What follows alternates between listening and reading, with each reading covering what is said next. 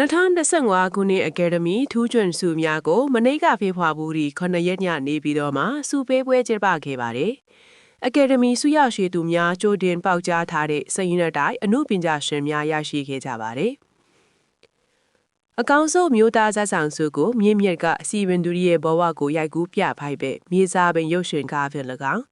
အကောင်ဆုံးမျိုးသမီးဇာဆောင်ဆုကိုရတနာဘူးမှာမောင်မိဖျာရုပ်ရှင်ကားဖြင့်၎င်း